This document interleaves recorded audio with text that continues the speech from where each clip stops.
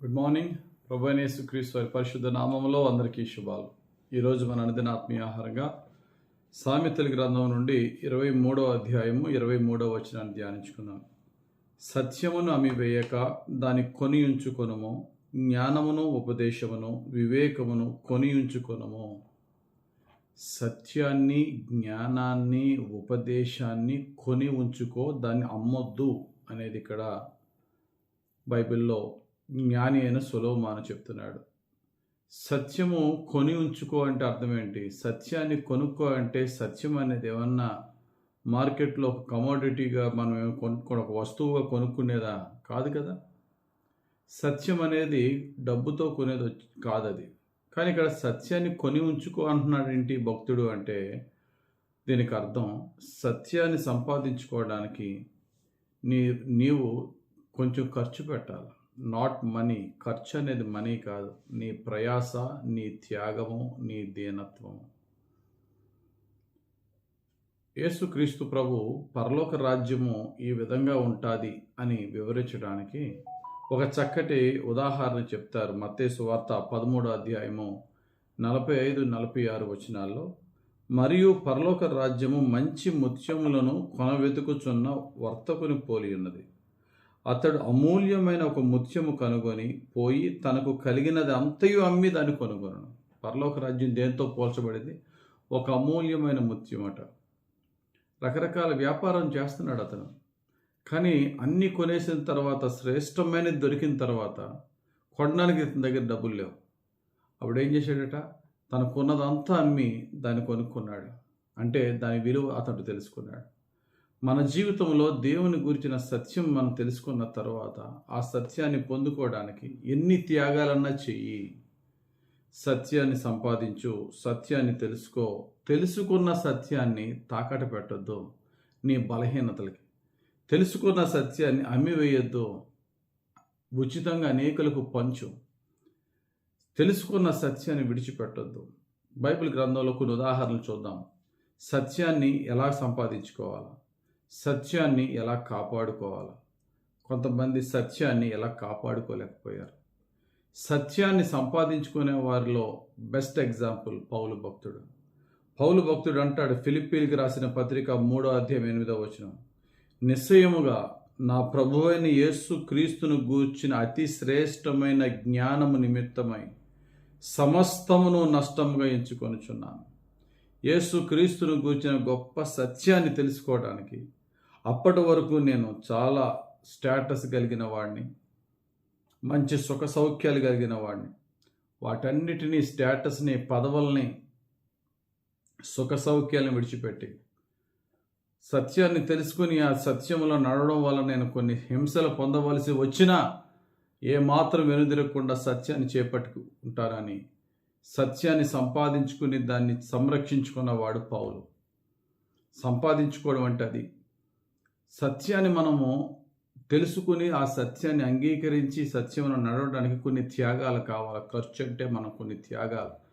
అందులోనే త్యాగంలోనే భాగము మన దీనత్వం, మన ప్రయాస, అవసరమైతే 10 మందిల అవమానము, ఇంకా ఎక్కువైతే హింస.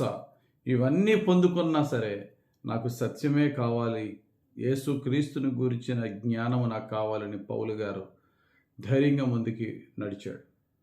కాబట్టి పౌలు గారు ఎలా సత్యాన్ని సంపాదించుకున్నారు? బైబిల్లో కొంతమంది సత్యము నడుస్తున్నప్పుడు వారిని ఆ యొక్క సత్యము నుండి పక్కత్రోవ పట్టించడానికి సాతానుడు ఎలాగా శోధించాడంటే, యోసేపు ఉన్నాడు. సుఖాన్ని, అందాన్ని, ఐశ్వర్యాన్ని, టెంప్టేషన్ పెట్టి సత్యం నుండి పక్కత్రోవ పట్టిద్దామని సాతాను ట్రై చేశాడు. కానీ సత్యము కొరకు సుఖాన్ని వదిలేసుకున్నాడు యోసేపు.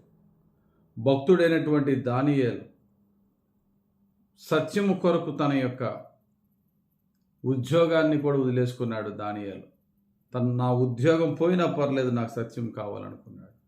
మోషే సత్యాన్ని తెలుసుకున్న తర్వాత ఐగుప్తు దేశపు ధనము కంటే దేవుని కొరకు నింద అనుభవించడం గొప్ప భాగ్యమని, క్రీస్తు కొరకు నింద అనుభవించడం గొప్ప భాగ్యమని ఎంచుకుని ఫరో కుమారుని అనిపించుకోవడానికి ఇష్టపడలేదు. సత్యం కొరకు రాజసింహాసనాన్ని వదిలేసుకున్నాడు మోషే. సత్యము కొరకు భక్తుడైనటువంటి షడ్రగ్, మేషగ్, అబేద్నెగో వారి ప్రాణాలను కూడా వదులుకున్నారు. కానీ సత్యాన్ని విడిచిపెట్టుకోలేదు. పౌలులాగా సత్యాన్ని సంపాదించుకుందాం. ఇప్పుడు చెప్పబడిన భక్తుల్లాగా సత్యాన్ని కాపాడుకుందాం. Best example Jesus Christ. ఆయన జీవితకాలం అంతా సత్యాన్ని ప్రకటించాడు, సత్యంలో జీవించాడు, సత్యం కొరకు తన ప్రాణాన్ని ఇచ్చాడు. జడ్జి గారు ఎదురుగుండా ఎందుకు వచ్చావు నువ్వు ఈ లోకానికి అనే ప్రశ్నలో సత్యం గురించి సాక్ష్యం చెప్పడానికి వచ్చానన్నాడు యోహాను సువార్త 18:37. ఏంటి ఆ సత్యము? There is great life after death. ఈ జీవితము, ఈ భూమి మీద ఉన్న జీవితం 60, 70, 80 సంవత్సరాల జీవితం శాశ్వతమైనది కాదు. ఇది ఒక పరీక్ష కాలం మాత్రమే. పరీక్ష కాలంలో యేసుక్రీస్తు ప్రభుని, దేవుణ్ణి తెలుసుకోవడం, ఆయన వాక్యానుసారంగా నడవడం, ఆయన ఒక్కడే సమాధిని గెలిచి ఎలా నిత్య జీవమునకు వారసుడిగా మారి నేను మరణము నన్ను బంధించలేదని బోధించి ప్రూవ్ చేసి నిరూపించి సమాధిని గెలిచాడు. ఆయన వలె మరణించిన మరణం మనల్ని బంధించలేని విధంగా నిత్య జీవానికి యేసుక్రీస్తుతో పాటు వారసులం అవ్వడం, ఇదే సత్యం. ఈ సత్యమును మనకు చెప్పడానికి యేసే వచ్చాడు. ఆ యొక్క సత్యాన్ని తెలుసుకుని సత్యమును నడవడానికి కొన్ని త్యాగాలు చేయాలి.